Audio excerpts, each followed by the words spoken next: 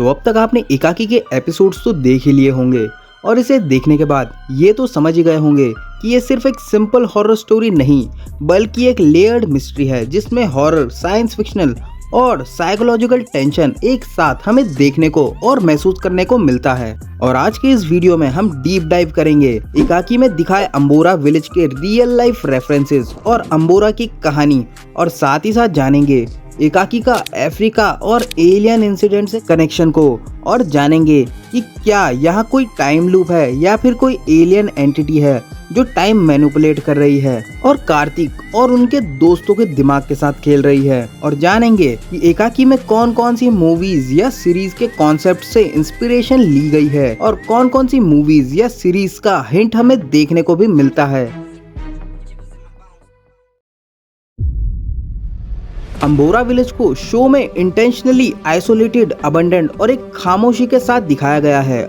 और ये टाउन कोई फिक्शनल टाउन नहीं है बल्कि ये टाउन रियल लाइफ में महाराष्ट्र के नागपुर डिस्ट्रिक्ट में एग्जिस्ट करता है, जो कि गोस्ट टाउन के नाम से भी जाना जाता है। रियल लाइफ रेफरेंसेस के अकॉर्डिंग इस एरिया में हुए एक डैम के कंस्ट्रक्शन के कारण पानी के लेवल बढ़ने की वजह से और मैनिपुलेट हो जाने की वजह से वहाँ के लोग माइग्रेट कर गए थे और उस जगह को हमेशा के लिए वीरान और सुनसान छोड़ गए थे, जिसके बाद ये गोस्ट टाउन बन गया। इसीलिए अंबोरा सिर्फ एक जगह नहीं, पूरी सीरीज का साइकोलॉजिकल बेस बन जाता है। शो में जैसा कि दिखाया जाता है कि कार्तिक और उसके दोस्तों को अजीबोगरीब आवाजें सुनाई देती है, जो कि रिप्रेजेंट करता है एक हिलटॉप पर बेस्ड एक पारसी ग्रेवयार्ड को। वहाँ के लोकल्स का ऐसा मानना है कि रात के टाइम वहाँ अजीबोगरीब आवाजें सुनाई देती है और लोग उस एरिया में जाना भी अवॉइड करते हैं। सीरीज में जो अजीबोगरीब आवाजें और अनसेटलिंग नॉइसेस सुनाई देती है वो इसी फोकलोर से इंस्पायर्ड है। एकाकी सीरीज का सबसे स्ट्रॉन्ग हॉरर एलिमेंट था ये घर और ये सफेद कपड़ों वाली महिला। नागपुर के पास अंबोरा गांव में एक पुराना मकान है जिसे लोग डायन का घर कहते हैं। लोकल्स के मुताबिक इस घर में एक औरत रहती थी जो काला जादू किया करती थी। गांव वालों को लगता था कि उसकी वजह से उनके साथ अजीबोगरीब पैरानॉर्मल घटनाएं हो रही है, जैसे रात को लोगों का गायब हो जाना और घर के आसपास अजीबोगरीब आवाजें सुनाई देना। कहते हैं कि गांव वालों ने उस औरत को डायन समझकर जिंदा जला दिया था और उसकी मौत के बाद से उस घर को हॉन्टेड माना जाता है। लोगों का मानना है कि उसकी आत्मा आज भी उस घर में भटकती रहती है और रात के समय वहां पर घुमा करती है। अक्सर वहां से गुजरते लोग अजीबोगरीब आवाजें सुनने का दावा करते हैं, जो कि कहानी को और भी ज्यादा डरावना बना देता है। सीरीज में भी हमें एक सफेद कलर के कपड़ों में महिला की छोटी छोटी ग्लिम्स भी देखने को मिलती है और साथ ही साथ कांस्टेंट आवाजें भी आती है, जो कि पूरे एटमॉस्फेयर को और भी ज्यादा टेरिफाइंग बना देती है। ये कहानी अंबोरा की लोकल फोकलोर और नागपुर की पैरानॉर्मल हिस्ट्री का एक हिस्सा है, जहां डायन का घर हॉन्टेड स्पॉट बन चुका है।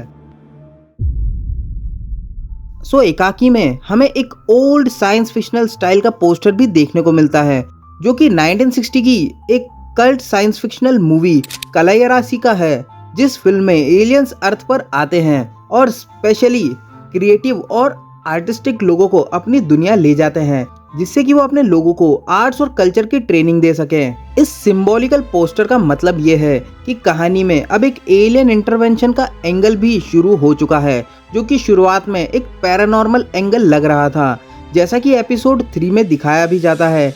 मतलब हॉन्टिंग के साथ साथ अब सुपरनेचुरल और एक्स्ट्रा टेरेस्ट्रियल फोर्सेस भी इन्वॉल्व हो चुकी है। सफेद कपड़ों वाली महिला और फीमेल स्क्रीम्स के बीच एलियंस का शेडो एक और लेयर ऐड करता है, जो एकाकी को सिर्फ हॉरर नहीं बल्कि paranormal plus science fictional hybrid बना देता है। इस पोस्टर का यहाँ होना एक और तरफ इशारा करता है कि शायद ये पूरा विलेज एक टाइम लूप में फंसा हुआ है, जो कि 1960s में टेक प्लेस करता है और एकाकी विला कुछ और नहीं बल्कि एक इल्यूजन है, जो कि एलियंस के द्वारा क्रिएट किया गया है कार्तिक और उसके दोस्तों को कैप्चर करने के लिए। या फिर ऐसा भी हो सकता है कि वहाँ पर मौजूद गांव के सारे लोग भी एक टाइम पर आर्टिस्ट हुआ करते हों, जिन पर एक्सपेरिमेंट कर उन्हें वहां पर ब्रेन वॉश कर एक ट्रांस में छोड़ दिया गया है, जिसका की हिंट हमें आगे भी देखने को मिलता है। अफ्रीका में एक बहुत ही फेमस एलियन इंसिडेंट भी हुआ था, जिसे आज तक अनसॉल्व्ड मिस्ट्री माना जाता है। इस इंसिडेंट में एक स्कूल के बच्चों ने यूएफओ और एलियंस को देखने का दावा किया था। इंसिडेंट के बाद उस स्कूल के बच्चों ने जो देखा था उसकी ड्राइंग्स भी बनाई थी। जब उन ड्राइंग्स को एकाकी के क्रिएचर से कंपेयर करते हैं तो उनका बॉडी स्ट्रक्चर और फेशियल शेप और ब्लैक आईज काफी सिमिलर लगती है। ये डिजाइन कोइंसिडेंस नहीं हो सकता बल्कि एक डायरेक्ट इंस्पिरेशन जैसा लगता है। अफ्रीका केस में ब्लैक आईज वाले बीइंग्स को मेंशन किया जाता है। सेम इकाकी में जब ह्यूमन एलियन के कंट्रोल या ट्रांस में होते हैं उनकी आंखें भी ब्लैक हो जाती है, जो क्लियरली एक इंस्पिरेशन है कि कैसे लोग एक ट्रांस में हैं और बिना कोई दूसरा काम किए बस अपने ही काम किए जा रहे हैं। अब बात करते हैं अकाकी प्लेस की, जो कि अफ्रीका में अकाकी नाम की एक रियल जगह है। प्रोनाउंसिएशन में अकाकी और इकाकी ये नाम सिमिलर लगते हैं, जो कि इनडायरेक्टली अफ्रीका का रेफरेंस देता है। और स्पेशली जब कहानी में अफ्रीका का रेफरेंस बार बार आता है, जैसे कि जब मैकेनिक भी कार्तिक और उसके दोस्तों को बताता है कि गूगल मैप उनका लोकेशन अफ्रीका दिखा रहा है।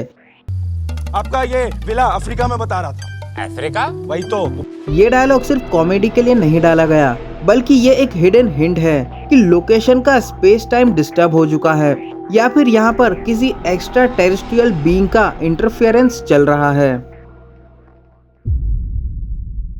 अब सबसे इम्पोर्टेंट सवाल ये है कि क्या ये लोग लूप में फंसे हुए हैं। सीरीज में हमें कई जगह इसके हिंट्स भी देखने को मिलते हैं, जिसमें लोग रेपिटेटिव एक्शंस करते हुए दिखाई देते हैं। सेम इवेंट्स बार बार रिपीट होते हैं। टाइम इनकंसिस्टेंट लगता है और ऐसा लगता है कि जैसे कोई ग्लिच इन द मैट्रिक्स हो रहा हो। जैसे कि जब कार्तिक और उसके दोस्त कॉल करते हैं तो उनका कॉल भी 0-0 पर अटक जाता है। जैसे कि यहाँ पर ये टोल पर बैठा हुआ लड़का भी बार बार अपना हाथ एक ही तरह से हिलाया जा रहा है। और जब इस सीन में कार्तिक बाहर आता है तो एकदम से दिन से रात हो जाती है और फिर वो फिर से सोकर उठता है, जो कि कोई सपना ना होकर एक रियल टाइम का ग्लिच हो सकता है। तो ये पॉसिबिलिटी हो सकती है कि ये जगह एक क्लोज टाइम लूप में एग्जिस्ट कर रही हो और ये लूप एलियंस के एक्सपेरिमेंट का हिस्सा है, जिसका कि हिंट हमें इस डोम से भी मिलता है, जिसके अंदर ये लोग कैद हैं और जहां से इनका बाहर निकलना लगभग नामुमकिन है। और ऐसा हो सकता है कि इस डोम का inspiration under the dome series से भी लिया गया हो, और ऐसा भी हो सकता है कि इस डोम के अंदर का जो टाइम है वो पूरी तरह से एलियंस के द्वारा कंट्रोल किया जा रहा हो। अब इस थ्योरी के अकॉर्डिंग एलियंस काफी सालों से यहाँ पर ह्यूमंस पर एक्सपेरिमेंट कर रहे हैं और उनका पर्पस है ह्यूमन बिहेवियर को ऑब्जर्व करना और टेस्ट करना। इसीलिए लोग ग्लिच जैसा एक्ट कर रहे हैं और फील करते हैं जैसे कि उनकी प्रोग्रामिंग डिस्टर्ब हो गई हो। जैसा कि इस सीन में जब वो लड़की कार्तिक के दोस्त के पास भागकर आती है तो ऐसा हो सकता है कि वो लड़की उस ट्रांस से छूटकर बाहर आ गई हो और इन्हें सच बताने के लिए इनकी ओर दौड़कर आ रही होती है, लेकिन ऐसा एलियन नहीं चाहते और उसी वक्त एलियन उसे अपने पास खींच लेते हैं। और इसका हिंट हमें एलियन स्पेसशिप की आवाज से भी आता है। और ये सीरीज में एक जगह ही नहीं बल्कि और भी जगह दिखाया जाता है, जैसा कि इस वाले सीन में ये लड़की इनके पीछे है, वो भी इन्हें सच बताने आ रही हो। और इस वाले सीन में भी जहाँ पर मैकेनिक भागकर इन्हें सच बताने आता है, तब उसे भी एलियन अपने स्पेसशिप में खींच लेते हैं। और जब ये सभी इवेंट्स टेक प्लेस करते हैं तब भी हमें हर बार एक एलियन स्पेसशिप की आवाज सुनाई देती है। और सेकंड एपिसोड में तो मैकेनिक को खुद एलियन स्पेसशिप खींच लेती है, जो कि कार्तिक और उसके दोस्त भी देखते हैं। इस थ्योरी से ये प्रूव होता है कि उन सबको एलियंस ने ही उठाया है, जिससे कि कार्तिक और उसके दोस्तों को सच का पता ना चले और एलियंस अपने मकसद में कामयाब हो सकें। जॉर्डन पेले की नोप मूवी में जहां यूएफओ को एक नॉर्मल स्पेसशिप नहीं बल्कि एक लिविंग प्रीडेटर के रूप में दिखाया जाता है, जहां वो ह्यूमंस को एब्डक्ट करता है, लेकिन जो चीजें उनके लिए अनवांटेड होती है उन्हें वो नीचे गिरा देता है। ये सीक्वेंस मूवी का सबसे डिस्टर्बिंग और यूनिक एलिमेंट था, जिसमें यूएफओ सिर्फ एक व्हीकल नहीं बल्कि एक क्रिएचर जैसा बिहेव करता है। सेम हमें एकाकी सीरीज में भी दिखाया जाता है। एलियन स्पेसशिप लोगों को अबडक्ट करता है और जो चीजें अनवांटेड होती है उन्हें नीचे गिरा देता है, जैसे कि सीरीज में दिखाया भी जाता है। सेम जहाँ पे इस सीन में भी स्कैरक्रो को एलियंस के द्वारा ही गिराया जाता है। ये शो करता है कि जो चीजें एलियंस के एक्सपेरिमेंट के लिए यूजफुल नहीं होती उन्हें डिस्कार्ड कर दिया जाता है। ये विजुअल लैंग्वेज क्लियरली दिखाती है कि एकाकी का कॉन्सेप्ट स्ट्रांगली नोप से इंस्पायर्ड है, जहां हॉन्टिंग के साथ साथ एलियन इंटरवेंशन और सिलेक्टिव अबडक्शन का एंगल भी जुड़ा हुआ है। साथ ही साथ एकाकी का inspiration under the dome series से भी लिया गया है, जहां पर लोग एक डोम के अंदर कैद हो जाते हैं और ठीक वैसा ही हमें यहाँ पर भी देखने को मिलता है कि कैसे कार्तिक और उसके दोस्त एक डोम के अंदर कैद हो चुके हैं। सो ये था एकाकी सीरीज से रिलेटेड फुल ब्रेकडाउन।